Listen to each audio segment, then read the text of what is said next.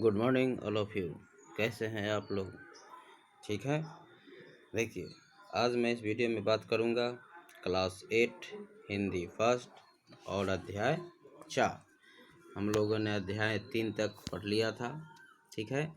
देखिए, अध्याय 4 और पाठ का नाम है बौद्ध गाथाएं। मैं कुछ प्रीवियस चैप्टर के बुक को दिखा दे रहा हूँ। देखिए, हम लोगों ने अध्याय 3 कलिंग विजय समाप्त किया था। कलिंग विजय का प्रश्नोत्तर भी संपूर्ण हो चुका था। ठीक है। और मैंने इसका कुछ व्याकरण भाग बनाने को दिया था।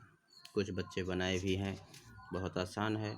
अगर कोई नहीं बनाए होंगे वो ज़रूर बना लीजिएगा। ठीक है। देखिए, हम लोग अध्याय 4 में अभी बात करते हैं। बौद्ध गाथाएं, बौद्ध की गाथा कथा। पठन पूर्व बोध आखिर क्यों देता है ये, इसके बारे में समझ लीजिए कि पढ़ने से पहले आपको कुछ बोध होना चाहिए। देखिए, हम अपने आसपास की घटनाओं और उदाहरणों से बहुत कुछ सीख सकते हैं कि नहीं? सीख सकते हैं। बात बस इतनी सी है कि हम दुनिया को किस नज़रिए से देखते हैं। हमारे महापुरुषों ने हमें दुनिया को देखने का यह नज़रिया समझाया और बताया है। भाव बोध देखिए, बौद्ध धर्म के प्रवर्तक मतलब इसका प्रचार प्रसार करने वाले महात्मा बुद्ध का उद्देश्य सद्गुणों के महत्व को प्रकाश में लाना था। सद्गुण माने सच्चे गुण, अच्छे गुण।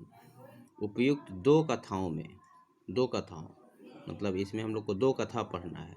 उपयुक्त दो कथाओं में उन्होंने सत्संगति मतलब साधु संतों की संगति, सत्यवानों की संगति के प्रभाव तथा विषम परिस्थितियों में साहस और बुद्धिमत्ता से कार्य करने को सीख दी है। विषम परिस्थिति मतलब प्रतिकूल परिस्थिति। अब जीवन मूल्य बोध देखिए कि क्या है। अच्छी संगति में रहना और अच्छी आदतें अपनाना, जीवन में उन्नति का मार्ग चुनना, मंद बुद्धि व्यक्ति का उपहास न करना मतलब अगर कोई मंद बुद्धि है, कमज़ोर बुद्धि है, कम बुद्धि वाला है, अगर उसका हम लोग मजाक बनाएंगे तो यह बहुत ही मतलब एक समझिए कि बहुत बुरा आदत और बुरा स्वभाव। मंद बुद्धि व्यक्ति का उपहास न करना, दूसरों की कमियों को समझदारी से दूर करने का प्रयास करना। ठीक है। आइए, संगति का असर। अब संगति का असर क्या है? एक दिन तीसरे पहर, ठीक है, एक दिन तीसरे पहर नित्य नियम के अनुसार, जैसे सुबह होता है, दोपहर होता है, शाम होता है, रात होता है, इस आधार पर समय को वर्गीकृत किया गया। तो हम लोग किस पहर की बात कर रहे हैं? तीसरे पहर की। एक दिन तीसरे पहर बुद्ध नित्य नियम के अनुसार, डेली रूटीन जो कहा जाए, नित्य नियम के अनुसार अपने भिक्षुओं के साथ मार्ग से जा रहे थे। तभी मार्ग में के बीचों बीच उन्हें रस्सी का एक टुकड़ा पड़ा दिखाई दिया। क्या दिखाई दिया? रस्सी का एक टुकड़ा। बुद्ध रुक गए और उन्होंने एक भिक्षु को वह रस्सी उठाने को कहा। कितने भिक्षु को कहा?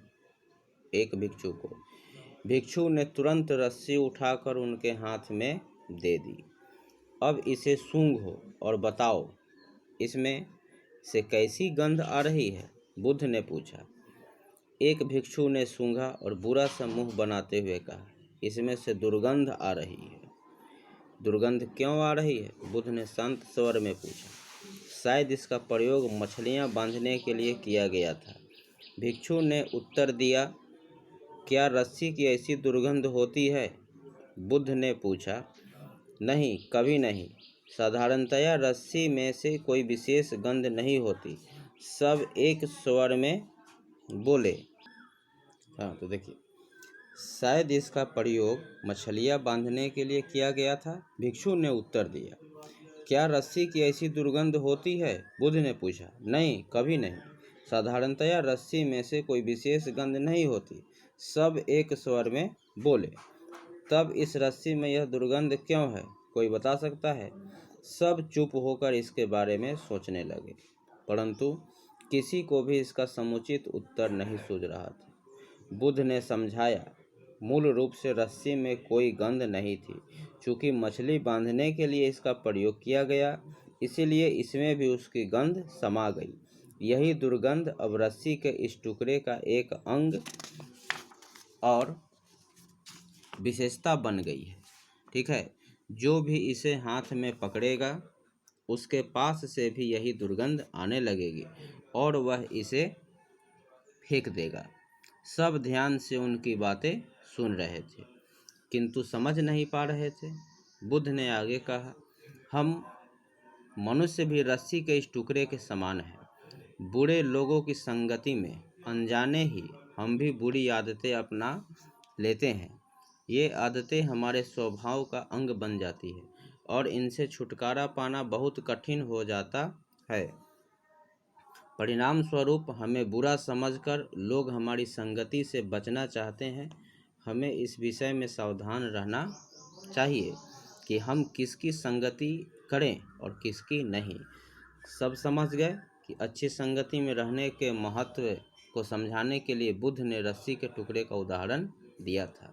ठीक है, जितने भी भिक्षुक थे सभी समझ गए कि आखिर बुद्ध ने रस्सी के टुकड़े का उदाहरण क्यों दिया। उन्होंने उपदेश देते हुए आगे कहा, कोई भी जन्म से अच्छा या बुरा नहीं होता है। यह सब हमारे मन की भावना है। इसे मैं दो लोगों के उदाहरण से समझाऊंगा जिन्होंने एक ही आरंभिक बिंदु से शुरुआत की थी। एक पर्वत पर चढ़ने लगता है और दूसरा पर्वत से नीचे उतरने लगता है। समय के साथ पहला शिखर पर पहुंच जाएगा जबकि दूसरा नीचे उतरकर तल पर आ जाएगा, जमीन पर। केवल एक पग ऊपर या नीचे रखने से कितना भारी अंतर पड़ जाता है। हमें यह ध्यान रखना चाहिए कि जीवन में हम सदा ऊपर की ओर ही चलें, न कि नीचे की ओर पग बढ़ाएं। ऐसा हम ठीक संगति में रहकर ही कर पाएंगे, जो हमारे आचरण को प्रभावित करती है और व्यवहार में स्पष्ट रूप से झलकती है। अब हम लोग नेक्स्ट वीडियो में इसी अध्याय का एक और भाग है, 2 कथा हम लोग को पढ़ना है, मूर्ख ने सीखा, वो देखेंगे। ठीक है, आज के लिए इतना ही। मिलते हैं फिर नेक्स्ट वीडियो में। धन्यवाद।